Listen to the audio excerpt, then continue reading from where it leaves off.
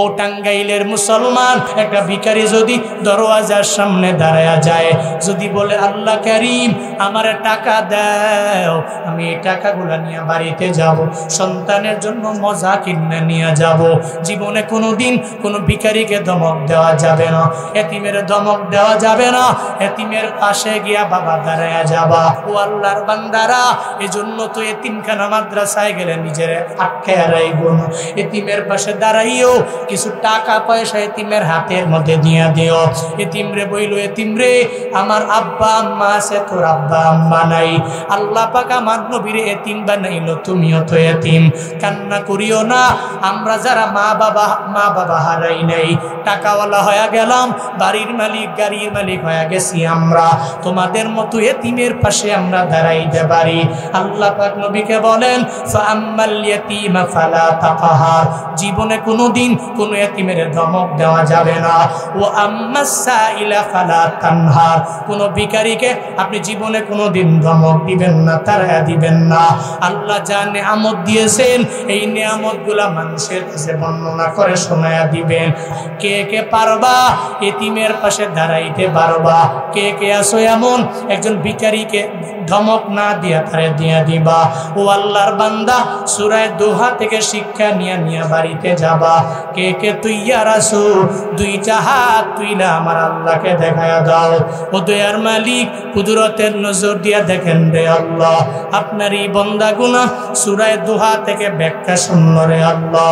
আমরা জীবনে কোনোদিন ডিপ্রেশনে পড়ব না, আপনার উপরে তাওয়াক্কুল করে অগ্রগামী হয়ে যাব। ও দয়ার মালিক রব, আমরা এতিমের পাশে গিয়া দাঁড়ায়া যাব। ও আল্লাহ, আমাদের অন্তরের মধ্যে একটাই চিন্তা থাকবে, বিপদ আসলে মুসিবত আসলে আপনি রব যেখানে আছেন ওখানে কোনো চিন্তা নাই, আপনি রবের উপরে তাওয়াক্কুল করে আগায়া যাব। ভিখারিকে ধমক দিব না, আপনি যা নেয়ামত দিয়েছেন মানুষের দরবারে বলবো, অকৃতজ্ঞ হব না। আল্লাহ তৌফিক দান করেন। নবী এতিম জীবনের কাহিনী শুনলে চোখের পানি ধরে রাখা যায় না রে বাপ।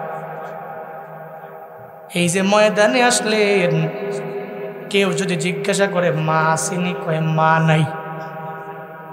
যদি কয় বাবা আসেনি, কয় বাবা নাই। আবার কেউ যদি জিজ্ঞাসা করা হয় তোমার বাবা আসেনি, কয় নাই, স্বাচ্ছন্দ্য বলে দিতে পারে। যদি লোকটারে জিগায় তোমার মা আসেনি, দেখবেন চোখের পানি টলমল করে কয় আমার মায় নাই। মায়ার নবীর মাও নাই, বাবাও নাই। কয় বছর বয়সে? 6 বছর বয়সে মাও নাই। একদিন মায়ার নবী খেলার মাঠের কিনারা দিয়ে যখন হাইটা যায়, যা দেখে একটা ছোট্ট বালক খেলাধুলা করার জন্য মাঠের ভিতরে যায় না। চোখের পানি ফালায়া, বস্ত্রহীন একটা ছেলে চোখের পানি ফালায়া কিনারায় কান্দে। নবী কয়, ছেলে রে, তুমি চোখের পানি ফালায়া কেন কান্না করো, কেন খেলার মাঠে যাও না? হুজুর, আমার মাও নাই, আমার বাবাও নাই, আমার ঘরও নেই, আমার বাড়িও নেই।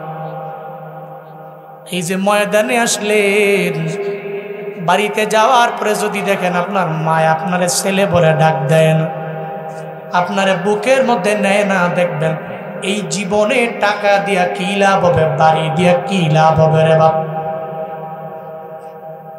কত যুবক কান্না করে, টেলিফোন করে। হুজুর, একটা সময় আমি টাকাওয়ালা ছিলাম না, বাড়ির মালিক ছিলাম না, গাড়ির মালিক ছিলাম না। ওই সময় আমার মা বাবা ছিল বড় গরিব। আমার মা বাবায় কত আপেল কিনা খাওয়ার জন্য ট্রাই করলো, কিন্তু খাইতে পারে নাই, কিনতে পারে নাই, বাজারে যাইতে পারে নাই। আমি চাইলেই যে মারে কিনা দিব এই পরিমাণে অ্যাবিলিটি আমার ছিল না। কিন্তু এখন আমার এত টাকা, এত পরিমাণে বাড়ির মালিক আমি হয়ে গেলাম। এখন আমি চাইলে আমার মা বাবারে 1 কেজি কেন 5 কেজি ফল কিনাও আমি খাওয়াই দেবার। কিন্তু আমার কপাল খারাপ, আমার মাও নাই, আমার বাবাও নাই। এতিম যে মায়ার নবীরে কয়, নবী আমার খেলায় গেলে আমার মন বসে না, কারণ আমার মা নয়, আমার বাবা নয়, আমি বড় এতিম। আমার ঘর নাই, আমার বাড়িও নাই, কিচ্ছু আমার নাই। এই জন্য চোখের পানি ফেলে আমি কান্না করি। মায়ার নবী এতিমের কথা শুই না, চোখ দিয়া গড়ায়া গড়ায়া নবীর কান্নায় চোখের পানি এগুলো গড়ায়া গড়ায়া পড়ে। এতিমের কদর এতিম বুঝবে, এতিমের কদর অন্য কোনো মা বাবা যারা আছে ওই বান্দা বুঝবে না।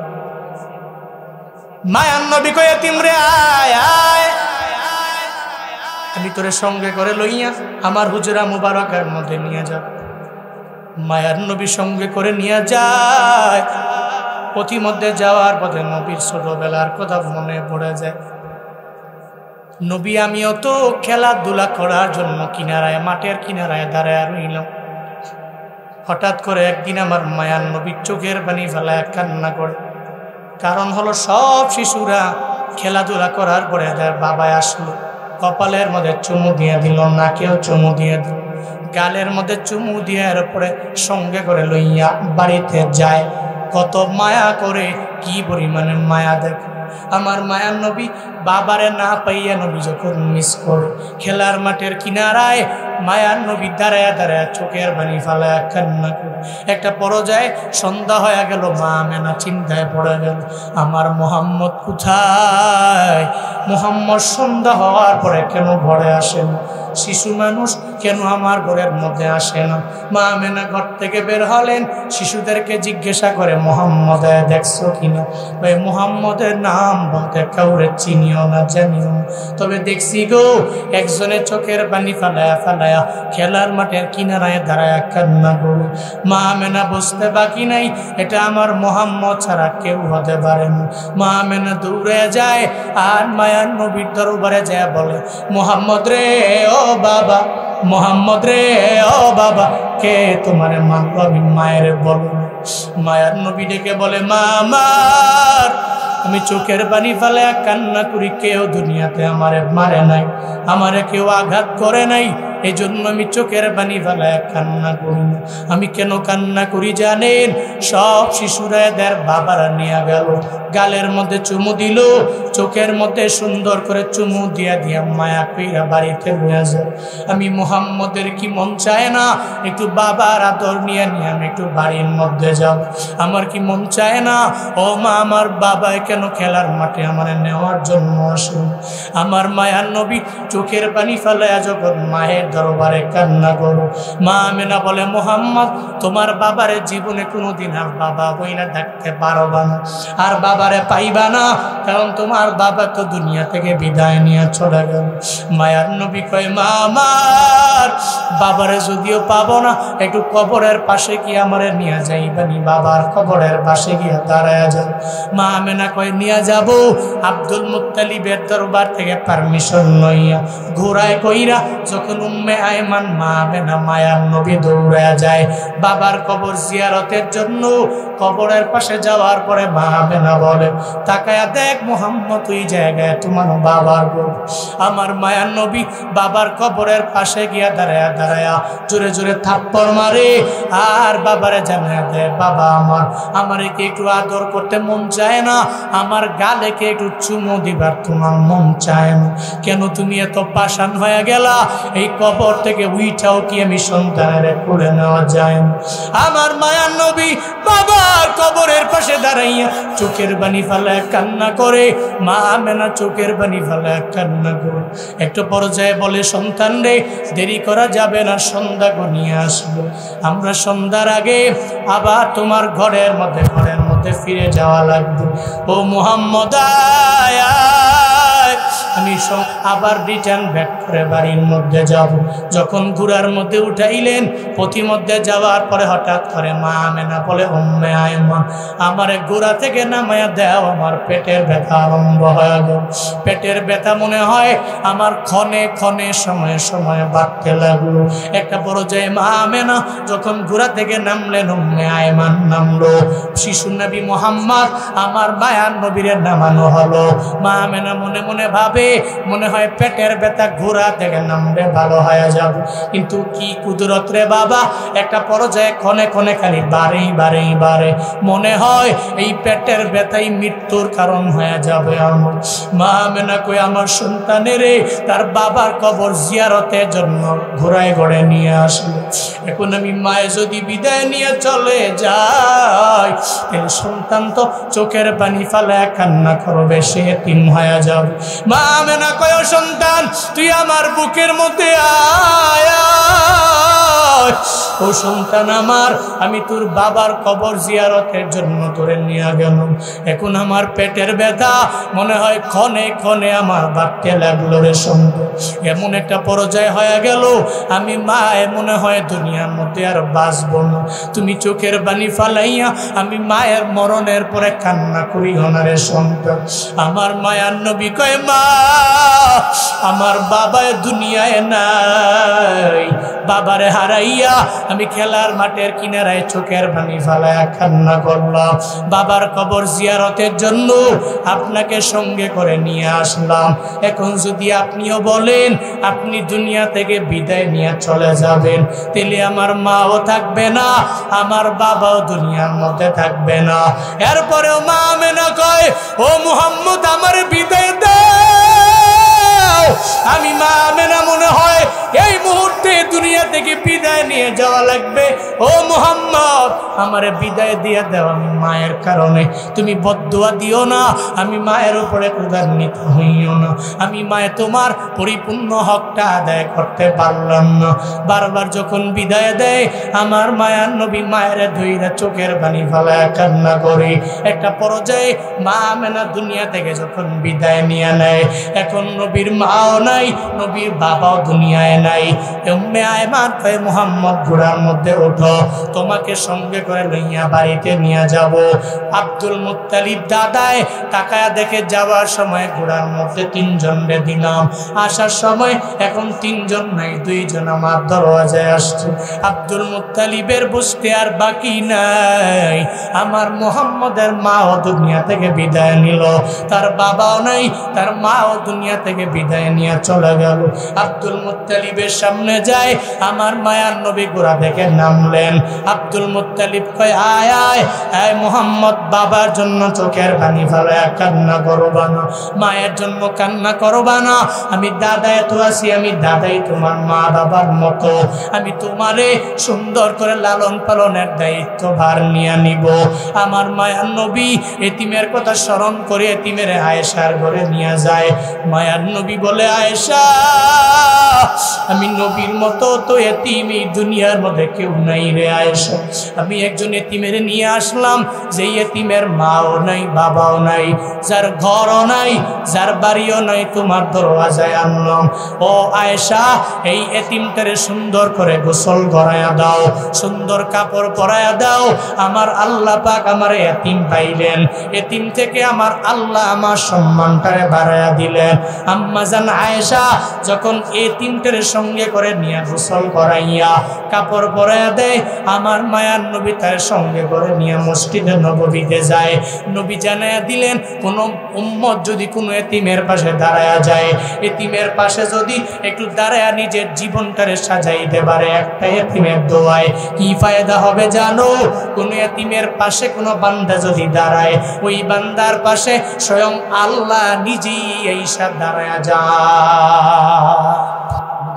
জিব্রাইলে জানায়া দেয়, জিব্রাইলে রবের দরবারে যাও, রবের দরবারে গিয়ে রবরে বলো না উম্মতের ব্যাপারে আমার রব কি ডিসিশন নিয়ে নিল আগে শুনবার চাই, এরপরে পারমিশন দিব কি দিব না আমি তোমার জানায়া দিব।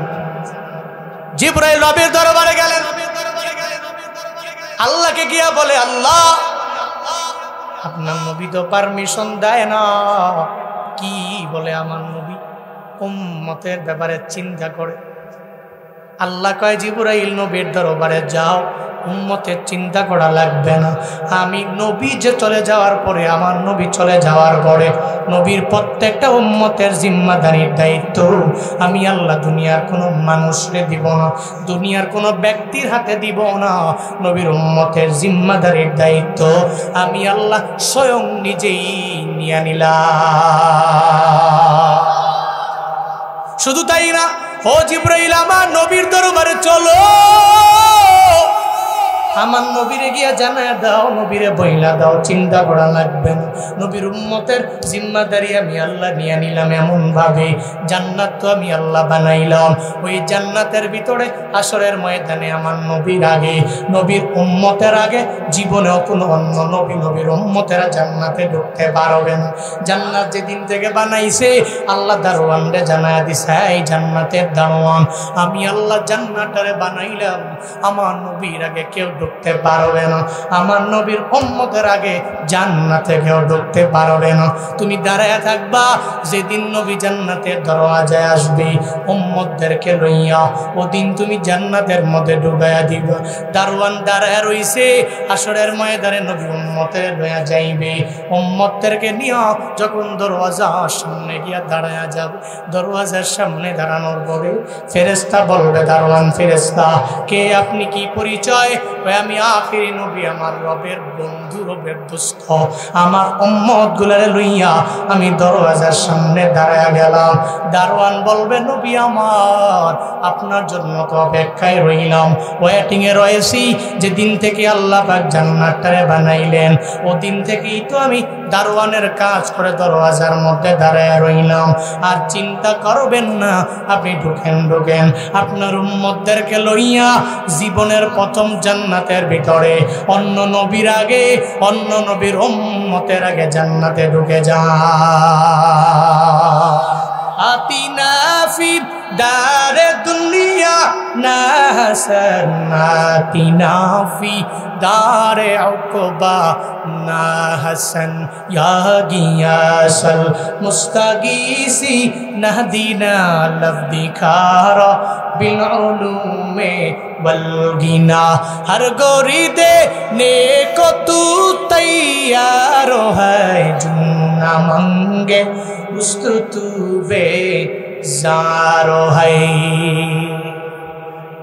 আল্লাহ পাক বলেন, দুনিয়ার কোন নবীকে আমি আল্লাহ এত পরিমাণে প্রায়োরিটি দিই নাই, যা আপনারে দিয়া দিলাম। নবীকে চিন্তা কইরেন না, আপনার রব জীবনেও কোনোদিন আপনারে ভুইলা যাইতে পারে না। শুধু তাই না গো, নবী যখনই দোয়া করলেন রব কবুল করে নিলেন। মুফাসসিরিনে কেরাম বলেন, আল্লাহ পাক যে নবীরে জানায়া দিলেন আপনার রব ভুলতে পারে না। কেমনে ভুলবে? আল্লাহ তো নবীরে এত পরিমাণে দৌলত দিয়া দিলেন, তার মান আল্লাহ বাড়াইয়া দিলেন, সম্মানটা আল্লাহ বাড়াইয়া দিলেন। একদিন নবী তাহাজ্জুদের মুসল্লায় রাতের বেলায় নবীর দরবারে আবদার জানায়, আল্লাহ গো, মক্কার মধ্যে দুইজন আছে কুখ্যাত কাফের, একজনের নাম হলো ওমর আর একজনের নাম হলো আবু জাহাল। এই দুইজনের একজনকে তুমি কালেমার জন্য কবুল করে নাও, ইসলামের জন্য কবুল করে নাও। আল্লাহ কয়, নবী গো, আপনার দোয়া আমি রব কবুল কইরা নিলাম, কারণ মা ওয়াদ্দাআকা রাব্বুকা ওয়া মা ক্বালা। জোরে পড়বেন না আল্লাহু আকবার। দুনিয়ার সব বইলা গেলেও আমি রব যে আপনারে বইলা যাইতে পারি না। আপনি রাত গভীরে তাহাজ্জুদের মুসল্লায় বসে আমি রবের দরবারে আবদার জানাইলেন, দুইজনের একজনের কালেমার জন্য তুমি কবুল করে নাও। আল্লাহ কবুল কইরা নিলেন। হযরতে ওমরকে আল্লাহ পাক কবুল করলেন। আবু জাহাল ওদিকে বলে, এই কে আছো, মুহাম্মদের গর্দানটা আইনা দিবা, যদি আইনা দিতে পারো 100 সুন্দরী উটনি দেওয়া হবে। হযরতে ওমর দাঁড়ায় গেল, তরবারি নিয়ে দাঁড়াইয়া বলে, আবু জাহাল, আমি যাব মুহাম্মদের গর্দানটা আলাদা করে তোমাকে এনে উপহার দিয়ে দিব। হযরতে ওমর তরবারি নিয়ে যখন দৌড়ে যায়, প্রতিমধ্যে যাওয়ার পরে ওমরের বোন ফাতেমার কণ্ঠের তিলাওয়াত শুনে মায়ায় পড়ে যায়। যে কয়, এই তিলাওয়াত আমি করতে পারবো কিনা, শুনতে পারবো কিনা? ওই ইন্নামাল মুশরিকুনা নাজাস, যারা অপবিত্র এরা জীবনেও কোনোদিন কোরআন ধরতে পারবে না, কোরআন পড়তেও পারবে না, শুনতেও এরা পারবে না। আগে কালেমা পড়ো, এরপরে কোরআন পড়তে পারবা, ধরতে পারবা, শুনতে পারবা। ওমর কয় ঠিকানা জানাও, ওই ঠিকানায় আমি যাব, এরপরে কালেমা পড়ে প্রয়োজনে মুসলমান হয়ে যাব, এরপরে কোরআন তিলাওয়াত শুনবো, পড়বো, আমি মানুষকে শোনাবো। ফাতেমা কয় আমার কণ্ঠে পরিপূর্ণ তিলাওয়াত শোনা যাবে না, নবীর দরবারে যদি যাও, নবীর দরবারে যাইতে পারলে, কালেমা পইরা যদি নবীর হাতে মুসলমান হয়ে যাইতে পারো, তাইলে কালেমা পড়লে আমার নবী তোমারে কোরআন তিলাওয়াত শোনা দিবে। ওমর ডেকে বলে ফাতেমা আমার ওই নবীর সন্ধান দাও, ওই নবীর দরবারে আমি যাব। হযরতে ওমর তরবারি নিয়ে নবীর গর্দান আলাদা করার জন্য দৌড়ায়। ওদিকে মায়ার নবী ওই যে রাতের বেলা আল্লাহর দরবারে আবদার জানাইলো, আল্লাহ গো হয়তো ওমরের তুমি কালেমার জন্য কবুল করে নাও, আর না হয় আবু জাহালরে তুমি কালেমার জন্য কবুল করে নাও। নবী আমার গোপনে দাওয়াত দেয়, সামনে মাত্র 11 জন সাহাবা, নবী বয়ান করে 11 জন সাহাবা শুনতে পারলো, ওমর তরবারি নিয়ে আসে। সাহাবায়ে কেরাম চিন্তিত হয়ে গেলেন, পেরেশানির মধ্যে পড়ে গেলেন আমার নবীরে মারার জন্য। হযরতে ওমর এই যে তরবারি নিয়ে দৌড়াইয়া যখন নবীর দরবারে আসে, সাহাবায়ে কেরাম বলে পয়গম্বর আপনাকে মারার জন্য ওমর দৌড়ে আসে। নবী গো আপনারে মেরে ফেললে কার জবান থেকে তিলাওয়াত শুনবো, কার জবান থেকে বয়ান শুনবো? ও নবী একটা গোপন কক্ষের মধ্যে আপনি চলে যান, ওমর পাবেও না, আপনারে মারতেও পারবে না। মায়ার নবী ডেকে বলে ও 11 জন সাহাবা, না না, আমার ওমরের জন্য দরওয়াজা ওপেন করে দাও। আমি গত রাতের বেলা আমার রবের দরবারে আবদার জানাইছি, আল্লাহ গো এই মক্কা নগরীর হয়তো ওমরকে তুমি কালেমার জন্য কবুল করে নাও, আর না হয় আবু জাহালকে তুমি কালেমার জন্য কবুল করে নাও। ও সাহাবীরা ভয় পায়ও না, চিন্তা করো না, আমার ওমরের আমার দরবারে আসতে দাও, ওই ওমরের জন্য দরওয়াজাটা ওপেন করে দিও, চিন্তা কইরো না, আমার ওমরে আমার দরওয়াজায় আসতে দাও। ওমর আমার দরবারে আসবে, ওমর কি আমারে মারে নাকি আমার হাতে কালেমা পড়ে আমি দেখব। 11 জন সাহাবা চিন্তা মুক্ত হয়ে গেলেন, দরওয়াজাটাকে ওপেন করে দেওয়া হলো। হযরত ওমর নবীর দরবারে আসে, তরবারিটা আমার নবীর পা মুবারকের সামনে রেখে গেল, নবী গো আপনাকে মারার জন্য আমি চলে আসলাম, আপনাকে আপনার দেহ থেকে গর্দানটাকে আলাদা করার জন্য, আবু জাহালের পক্ষ থেকে দুনিয়া বিলাইনের যাজায়ে দুনিয়া পাওয়ার জন্য আমি আপনার দরবারে আসলাম। আমার বোন ফাতেমার কণ্ঠের তিলাওয়াত শুনে মায়ায় পড়ে গেলাম, একটু কোরআন শুনাইবেন নি? আমার নবী কয় ওমর রে যদি কালেমা না পড়ো তাইলে তো আমি কোরআন শুনাইতে পারবো না, আগে কালেমা পড়া লাগবে। ওমর কয় দেরি না, আমারে পড়ে দেন লা ইলাহা ইল্লাল্লাহ মুহাম্মাদুর রাসূলুল্লাহ। জিকির করি লা ইলাহা ইল্লাল্লাহ, সবাই লা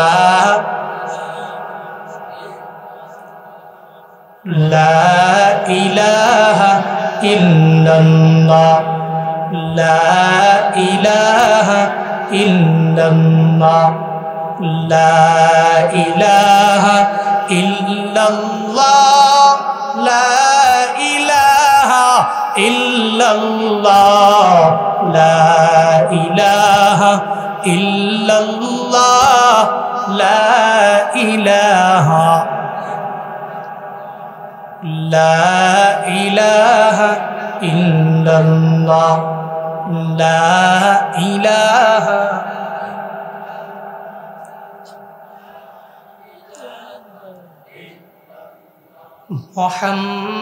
মুহাম্মাদুর রাসূলুল্লাহ। কালেমার আগে ওমর ছিলেন জাহান্নামের কিনারায়, কালেমা পইরা উঠা গেলেন জান্নাতের মিনারা।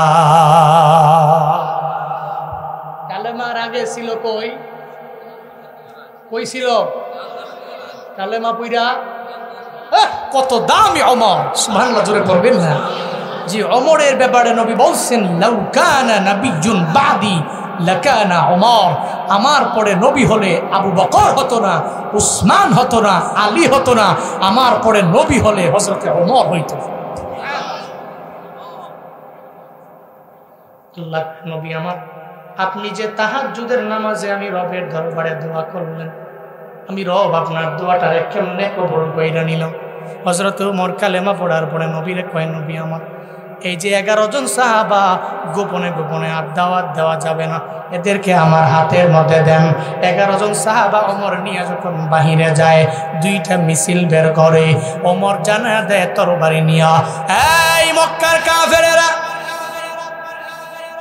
কে আসো নিজের আব্বা আম্মারে সন্তান হারা বানাইবা আমি ওমরের দরবারে আস না পারলে ওমর তো নরম না এত পরিমাণে গরম নবীর সাহাবী ওমর জানায় দেয় এতদিন নবী আমার গোপনে দাওয়াত দিছে কে আসো আমার সামনে আজকে আসো আমি ওমরের সামনে যদি দাঁড়ায়া যাও কে আসো সন্তানগুলারে এতিম বানাই আমি ওমরের সামনে আয় না কে আসো আমি ওমরের সামনে আসো তুমি যদি মনে করো তোমার স্ত্রীকে তুমি বিধবা বানাইবা আমি ওমরের সামনে আজকে আসো তোমার বিবি বিধবা হয়ে যাবে তোমার সন্তান এতিম হয়ে যাবে তোমার মা বাবা সন্তান হারা হয়ে যাবে আজকে প্রকাশ্যে লা ইলাহা ইল্লাল্লাহর দাওয়াত চলবে মিছিল নিয়ে হযরতে ওমর ফারুক আযম মিছিল নিয়ে বের হয়ে যায় আর তাকবীরের স্লোগান দেয় টাঙ্গাইলের মুসলমানেরা সেই তাকবীরের স্লোগানকে একটু দেওয়া যাবে না লিল্লাহে তাকবীর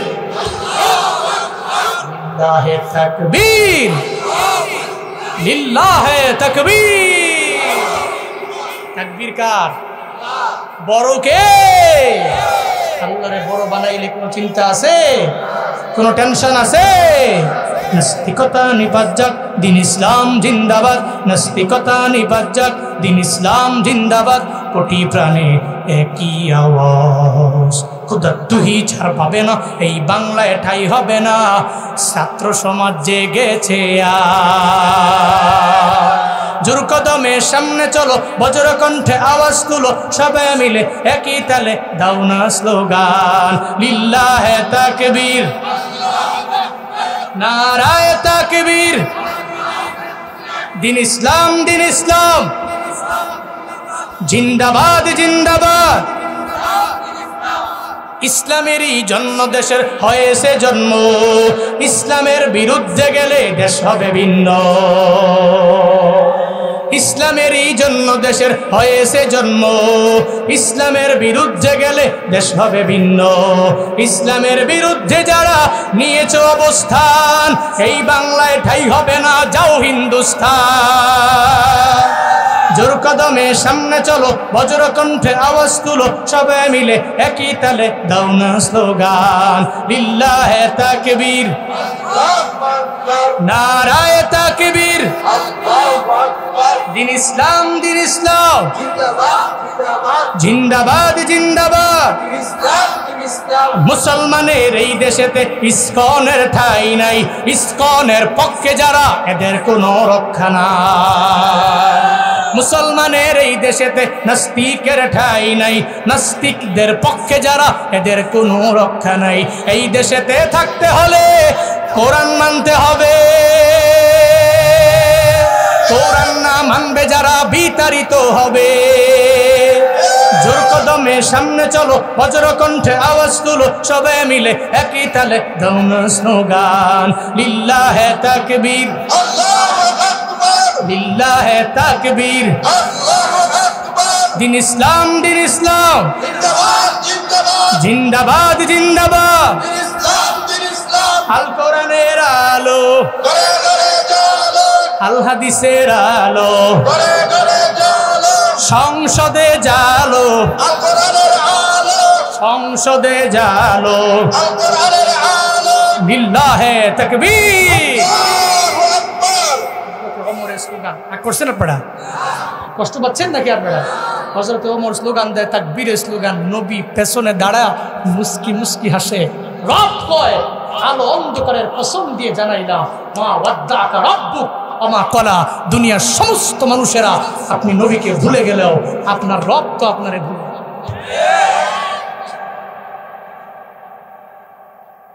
এবং কি আপনি তায়েফের ময়দানে গেলেন, নবীর আল্লাহ কি দৌলত দিছেন। তায়েফের ময়দানে নবী দাওয়াত দিলেন, একজন কালেমা পড়ে মুসলমান হয় না, উল্টা মারছে। ফজরের নামাজে নবী তিলাওয়াত করতেছে, তিলাওয়াত কইরা নামাজ শেষ কইরা নবী যে চোখের পানি ফেলে কান্না করছেন। কেন কান্না করছেন? আফসোস করছেন যে আমি মানুষগুলোর কাছে এত দূর থেকে ভ্রমণ করে এদের কাছে আসলাম, এরা একটা লোকও আমার হাতে কালেমা পড়ে মুসলমান হইল না। আল্লাহ কয় জিবরাইল আমার নবীর দরবারে যাও না। নবী কান্না করে, নবীর কান্না আমি রব সহ্য করতে পারি না। নবীরে গিয়া জানা দেও চিন্তা করার কোনো কারণ নাই। একটু আগে ফজরের নামাজের আমার মদিনাওয়ালা নবী জি তিলাওয়াতটা করলো, ওই তিলাওয়াতের মায়ায় পইরা একদল জিন আমার নবীর পেছনে ছিল। ওই পিছনে থাকা জিনের দলেরা এরা সঙ্গে সঙ্গে কালেমা পইরা মুসলমান হয়ে গেছে। একদল জিন কালেমা পইরা মুসলমান হয়ে গেছে। নবীরে কও, নবী যে বিষয়ে চিন্তা করে, চিন্তা কিসের? মা ওয়াদ্দাকা রাব্বুক আমা কলা। দুনিয়ার সব মানুষ ভুইলা গেলেও তো তোমার রব তো তোমারে ভুলতে পারে না।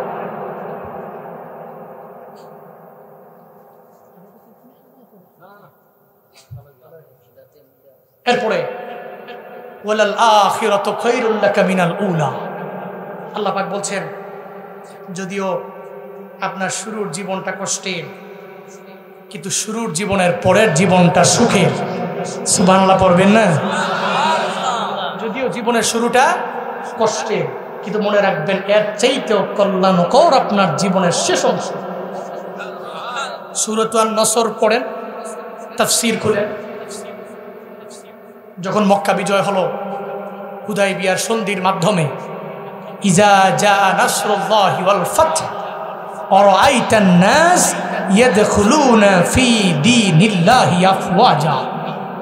ইজা জাআ নাসরুল্লাহ, যখন আল্লাহর নসর আপনার কাছে আসবে, ওয়াল ফাতহ এবং বিজয় আসবে, রাআইতা আপনি দেখবেন, আন-নাস এই মানুষগুলো, ইয়াদখুলুন এরা প্রবেশ করবে, ফি দীনিল্লাহ আল্লাহর দ্বীনে এরা প্রবেশ করবে, আফওয়াজান সিঙ্গেল সিঙ্গেল নয়, টিম টিম, দলে দলে দলে এরা আপনার হাতে কালেমা পড়ে মুসলমান হয়ে যাবে।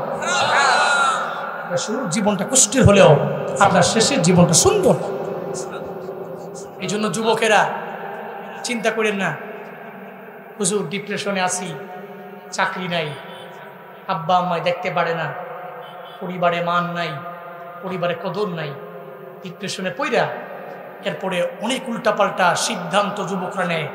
মনে রাখবা, জীবনের শুরুতে যুদ্ধ করে কষ্ট পরিশ্রম করে উঠতে হয়। যুদ্ধ, পরিশ্রম, কষ্ট, ক্লান্তি ছাড়া জীবনের সফলতার দ্বার প্রান্তে পৌঁছা যায়।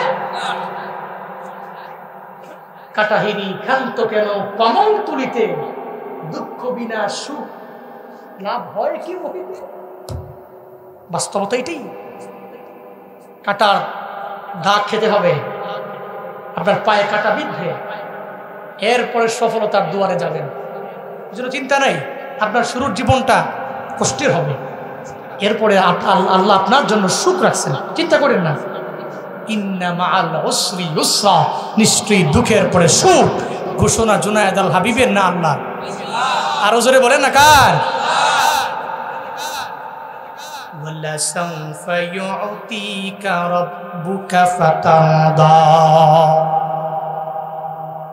আবু জাহাল যে আপনারে বলল আমি নবী, আমি আল্লাহ আপনারে বইলা গেলাম, আপনার রব চিরেই আপনাকে এমন কিছু দান করবে যা পেয়ে আপনি রাজি হয়ে যাবেন। পড়েন সুবহানাল্লাহ।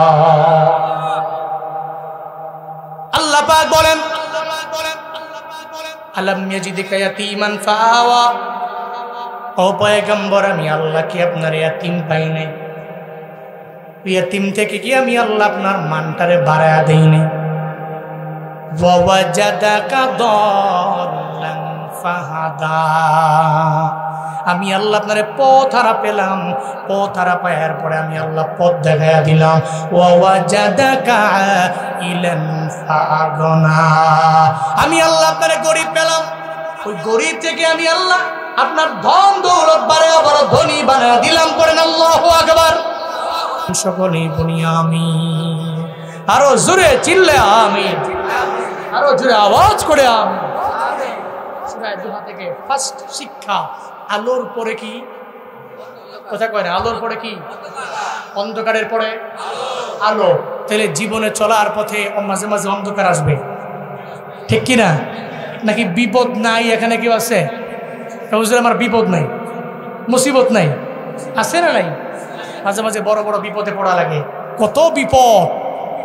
শিওর সন্তান হবে, 8-9 মাস পরে হঠাৎ করে এমন এক প্রেগনেন্সি, ইকোনমিক প্রেগনেন্সি হয়ে গেল, বাচ্চাটা পেটের ভিতরে নষ্ট হয়ে গেল।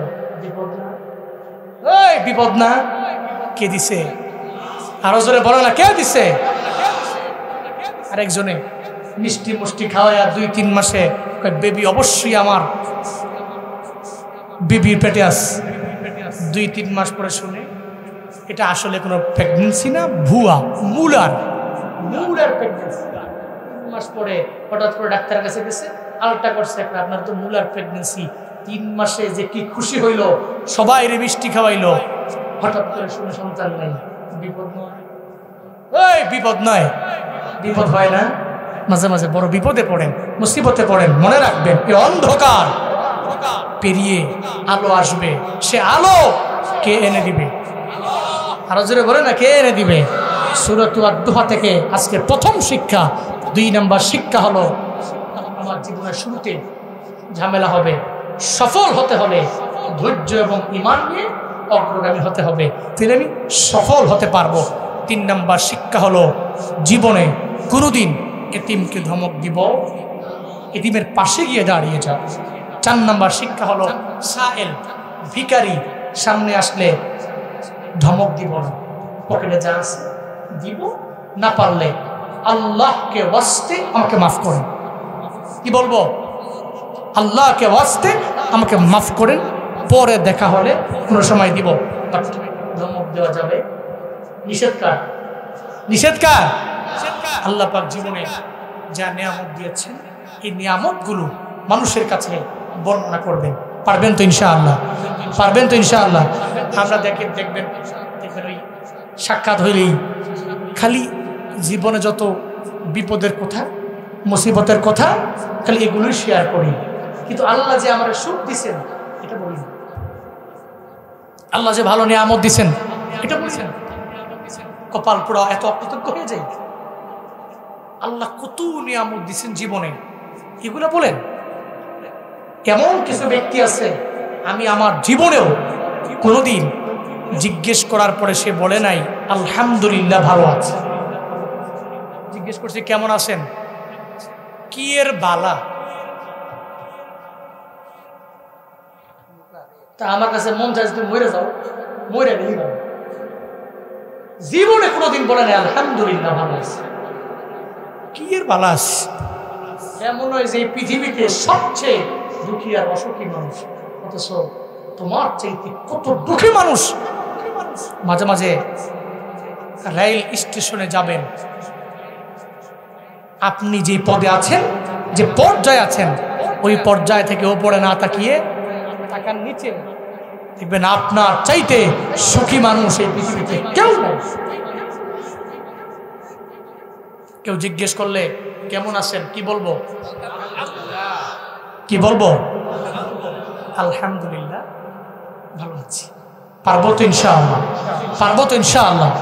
আল্লাহ পাক তৌফিক দান করেন। আল্লাহ জীবনে যা নিয়ামত দিয়েছেন মানুষের কাছে বর্ণনা করার তৌফিক দান করেন। সকলেই পড়িয়া আমিন। আমাকে আবদার করা হয়েছে মাদ্রাসার জন্য কিছু কালেকশন করলে ভালো হয়। একটু আগে আমি বলছিলাম এতিমদের ব্যাপারে, এতিমদের পাশে দাঁড়ালে ফায়দা আছে। আজকে মাহফিল নুরানি হাফিজিয়া অ্যান্ড এতিমখানা মাদ্রাসা।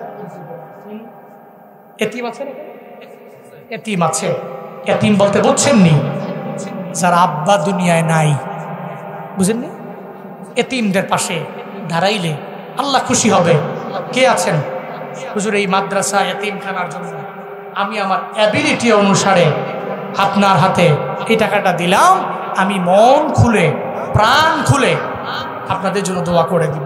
1 নম্বরে কে আছেন হুজুর আমার অ্যাবিলিটি এতটুকু আছে, কমপক্ষে 10,000, 5,000, 15,000, 20,000 আপনার অ্যাবিলিটি অনুসারে। 1 নম্বরে কে আছেন হুজুর আমি এতিমখানা মাদ্রাসায় এতিমদের পাশে দাঁড়িয়ে যাব। 1 নম্বরে, প্রথম নম্বরে রবের পক্ষ থেকে রহমত প্রাপ্ত দানশীল সাখী কে আছেন? 1 নম্বরে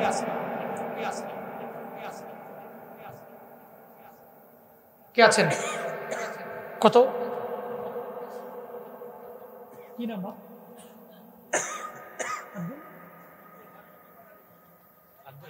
আব্দুল হাকিম ইমান আলী ভাই, উনি এতিমখানা মাদ্রাসায় এতিমদের বয়ান শোনার পরে এতিমদের পাশে দাঁড়াবে। উনি নিয়োগ করেছেন উনি দিবেন 5,000 টাকা। চিল্লায় পড়া যাবে না মারহাবা? আরো জোরে মাশাআল্লাহ। আল্লাহ আমার ভাইয়ের দানকে কবুল করেন, সকলেই পড়িয়া আমিন। আল্লাহ মঞ্জুর করেন, আল্লাহ দানকে ওসিলা করে ওনার মনের সমস্ত নেক বাসনা পূরণ করে দেন। আব্বা মা আছেন? আব্বা মা নাই? হ্যাঁ, এই পিছের বাড়িটি ওনাদের ছিল, আব্বা মা নাই। আল্লাহ আব্বা আমার কবরকে এই মুহূর্তে জান্নাতুল ফিরদাউসের আলা মাকাম বানিয়ে দেন, সকলেই পড়িয়া আমিন। উদ্বোধক অ্যাডভোকেট মোহাম্মদ আজিম উদ্দিন বিপ্লব সাহেব, উনি মাদ্রাসায় দিয়েছেন 25,000 টাকা। মারহাবা পকেটে থুন, জোরে কোন মারহাবা, আরো জোরে মাশাআল্লাহ। আল্লাহ পাক অ্যাডভোকেট সাহেবের দানকে কবুল করেন, মঞ্জুর করেন। আল্লাহ এই দানকে ওসিলা করে আমি কি আমরা করে উঠতে কইছি কেউ যেতলা লোক করছে হ্যাগো জীবনে কোনো গুনাই নাই। হুজুর কেমনে? হ্যাগো দোয়া লাগতো না, দোয়া দিয়া কিরাম গুনাই তো নাই। তো এই ভাবসাব অন্তরে আছে বলেই যায়। এত বড় একটা মাহফিল, 2 দিন ব্যাপী মাহফিলের আমি শেষ করে দিয়া জামুগা, মাহফিল শেষ। একটু দোয়াতে আপনি শরীক হতে পারলেন না, কি বদ নসিব আপনার।